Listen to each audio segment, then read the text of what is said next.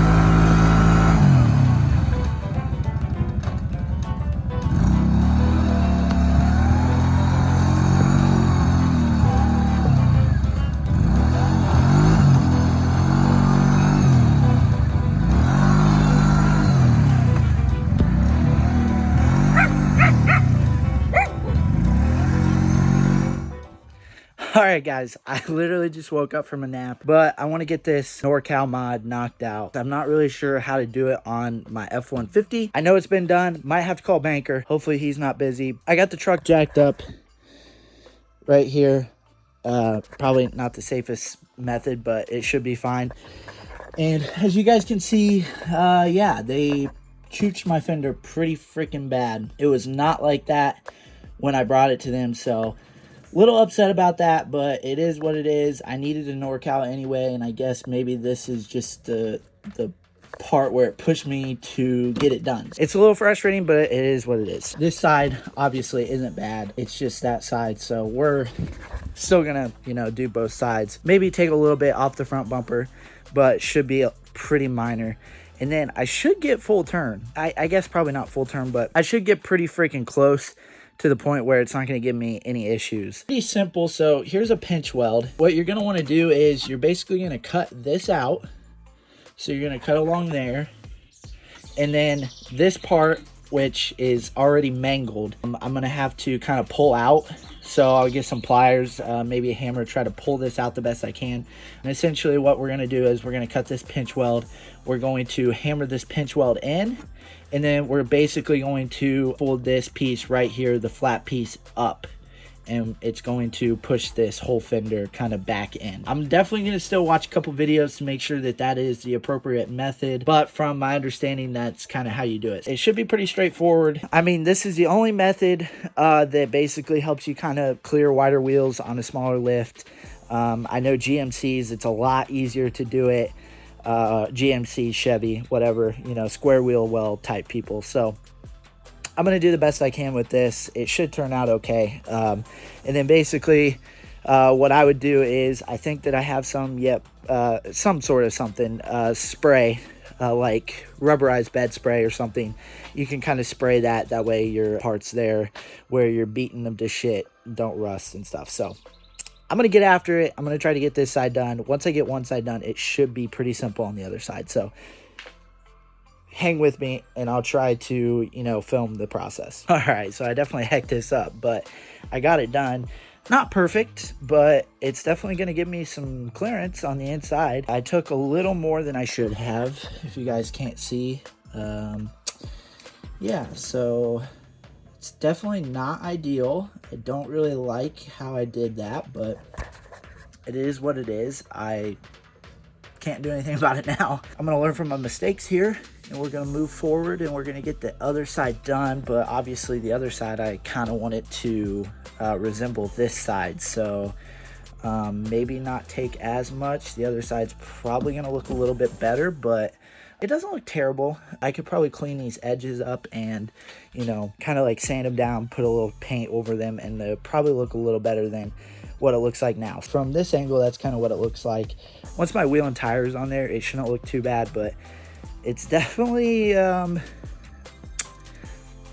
of a hack job, not gonna lie. Definitely should have brought that wheel well down, or the wheel well liner down, to kind of see where it was gonna sit. Anywho, I probably have full turn now because I cut the absolute out of it. But yeah, anyway, we're gonna get the wheel and tire back on, and we're gonna try to do the other side a little bit better than what this side looks like. So yeah, that's why I'm not gonna show you guys this side. We're just gonna move forward, and, you know, I NorCal my truck terribly. All right, guys, I didn't mess this one up quite as bad. Actually, it looks a little bit better. So basically, you see I took this pinch weld. I should have probably folded it in, but I folded it this way. Whatever. If I need to redo it, I will. But here's kind of the premise to do it on an 09 to 14 F-150. You cut that pinch weld, and then you hammer it in, and then basically this metal that was folded down that comes out to here, you basically just wrap it up. And then I'm going to spray some this instantly covers rust to protect paintable surfaces. Probably rubberized bed coating is your best bet, but this is all I had, so this is what I'm going to use, and it should work just fine. This side definitely turned out better than that side in terms of aesthetics, but I think that clearance wise that side's better because I took a lot more off. So anyway, this is kind of what it should look like, and then I'm going to spray it, and I'll show you guys once I spray it so it looks a little bit better.